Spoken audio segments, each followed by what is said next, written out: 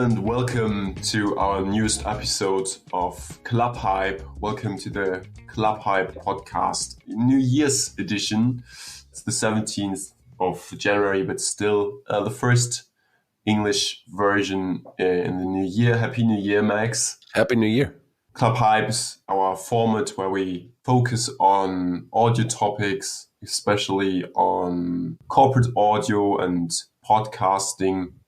Today, I've prepared some questions inspired, or like a format inspired by a German radio station, 1Live, and it's called Fragenhagel, which translates to hail of questions. So it's like a Q&A format. Or as you would say, rapid fire questions. Yeah, thank you. Yeah, I've prepared some questions for you.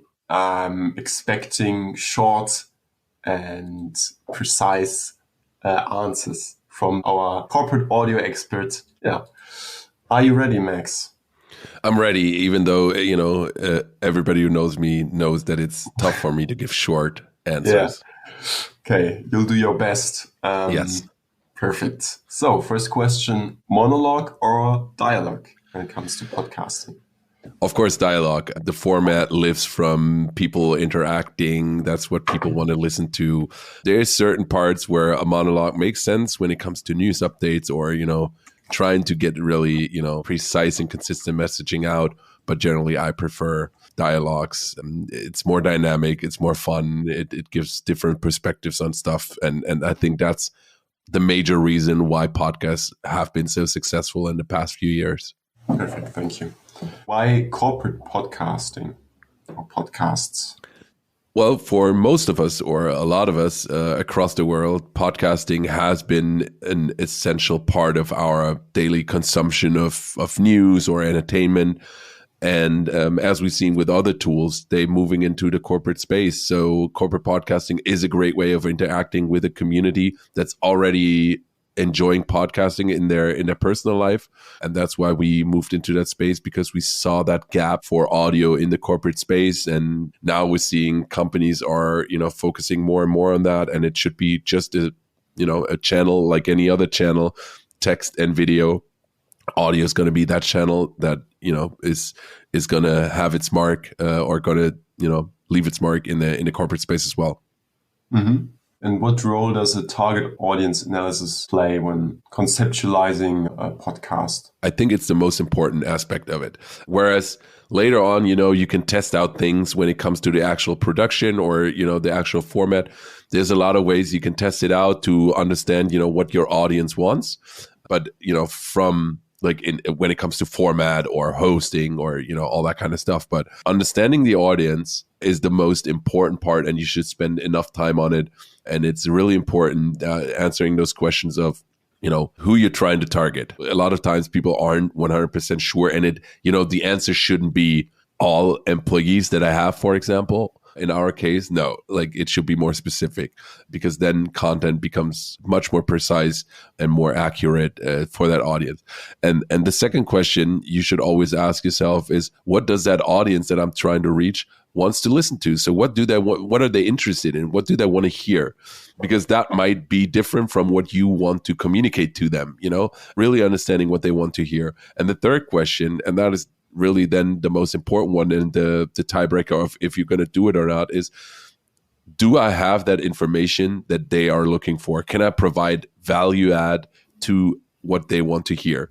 And if I can answer that question with a resounding yes, I can. I do have the right information for that audience or for what the audience wants to listen to, then go ahead and then you can start working on, the format. Is it an interview or whatever it is? Mm-hmm. But, it's key for building a successful product.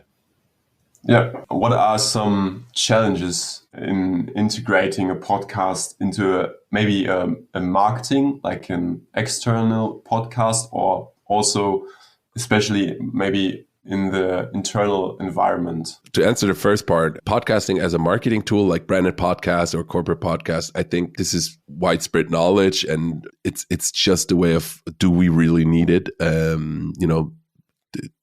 do we need a podcast from your organization on Spotify and Apple Podcasts, and what do you have to offer? So a lot of companies are doing it. Some companies more successful than others.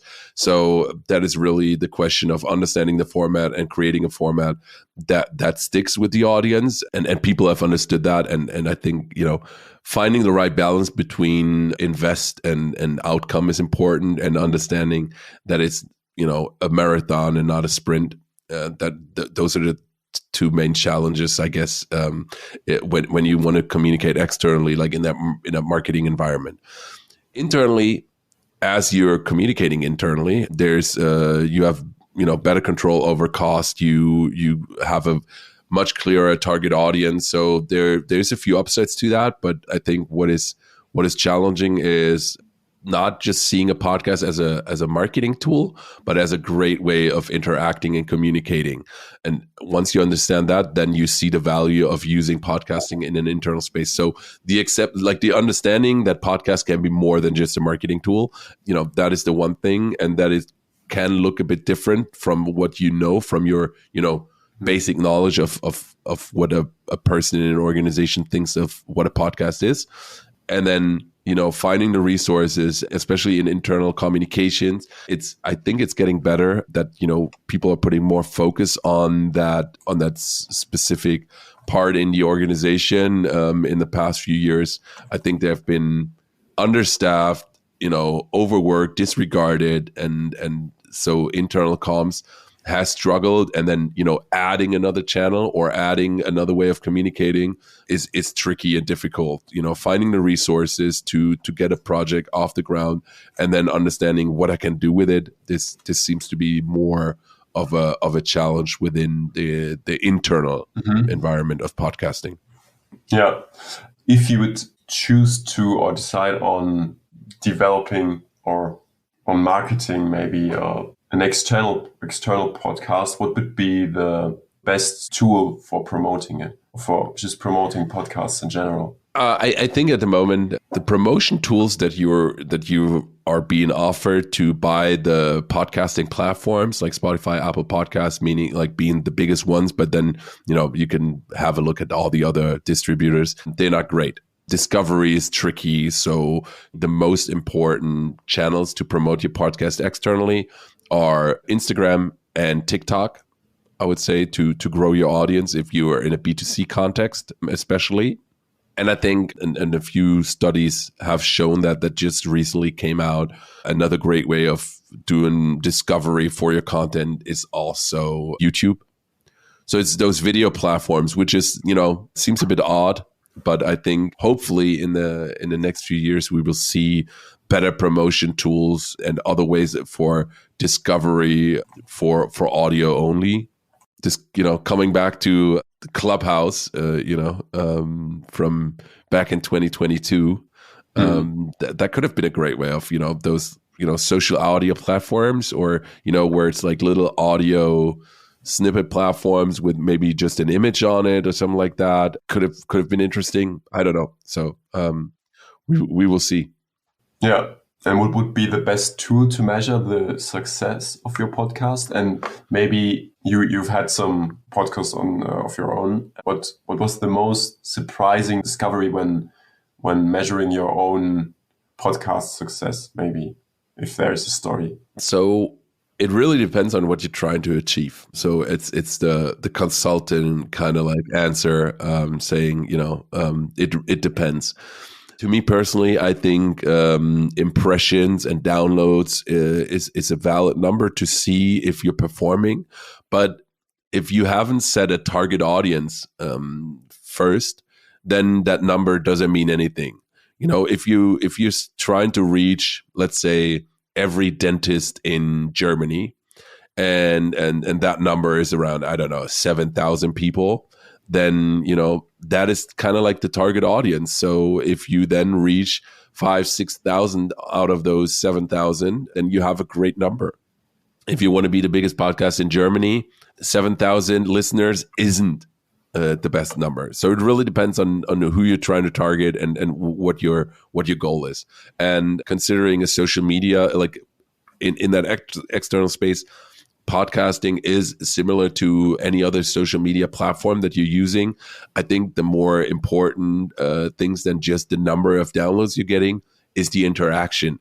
How many people interact, how many people recall your brand and, listen to you. So and podcasting is really good in that, creating a community of very dedicated, devoted listeners, and probably even more than on the big social media platforms. Like you kind of see the same phenomenon when you look at Twitch, when you look at YouTube. It's a much tighter community for those long formats where they interact on a more personal level than you would on Instagram or TikTok. And then coming to the second part of your question, I like the surprising thing, and that kind of plays into that, engagement of your audience, that you would get, personal messages. I'm an unknown person in the podcast space, right? I don't have my own TV show or stuff like that, but then you do have dedicated fans that send you messages, that respond to the content that you do. And I was more in kind of like a niche space, so then people really listening to it and interacting with it, and telling you, hey, you were wrong on this, or I think this is the case. This is interesting to see. This is very valuable. This is great having those diehard fans, even if you're doing a small thing, because you then kind of build a circle, like a community around that podcast, and that is great to see. And it's surprising when you get that feedback where you think for yourself, hey, why would people even listen to me, right? What would be your biggest or most interesting trends, or even just audio news, and especially in podcasting, of the year 2023? So last year's trends, I think, like video podcasting became more and more important. People like upping their production value. That was one thing. So it's interesting to see where it's going to go, and if it's going to stay on that trend, because there's upsides to it and there's reasons for not doing it, mainly the cost reason and the production quality. And the other thing is, of course, all the things that happened in AI, the developments. So some of the things might be irrelevant. Some of the things are very interesting when it comes to, production, when it comes to automation, or, creating interesting formats of content in a different way. So, if we think about Hypecast AI that we launched, so turning text PowerPoint presentation, any type of like text format, into like super interesting, captivating audio content, that is pretty cool to see. Or like the little thing that we built for Christmas, a completely AI created podcast with like cool funny stories and stuff like that. So that was interesting to see. And based on that, I see great potential for that to turn into like a bigger kind of like industry. Yeah, I love the Christmas story. Make sure to check it out. I'll definitely link it. I think you kind of already went into it, but can you just sum up the biggest trends of the next year, in your opinion? Yeah, so I think with all that AI stuff and everything, I think the human aspect of podcasting, format creation is going to be really, really important. Hopefully we're going to see more investigative pieces, like investigative journalism pieces that we've seen in the past. Also, come to Germany, that we see more of that. Then, yeah, the video trend is going to continue. I think like new promo tools, like, video snippets and all that, like seeing that combined with AI or machine learning or automation, however you want to call it, is going to be very interesting to see. And then ideally new tools to reduce production cost, improve production efficiency, audio quality. I think all those things, to make your life easier as an audio engineer. I think that's going to be three of the major things that we're going to see. Yeah, Thank you. Thank you, Max, for those not short, but great and insightful answers. I'm curious. For the short answers, that's what TikTok is for. Yeah. That's what TikTok and Instagram is for. Podcasting, it's a bit longer. It's a short version of a podcast answer. Yeah, but thank you. And I'm also curious what the trends in 2024 will be. I agree with a lot of things you said, and I think that's it for today. Awesome. Thank you, Max. I'll definitely link our Club Hype LinkedIn page. There's more content on there where we go deeper into all the topics we discussed today. Thanks for listening, and see you the next time. Thank you. Bye-bye.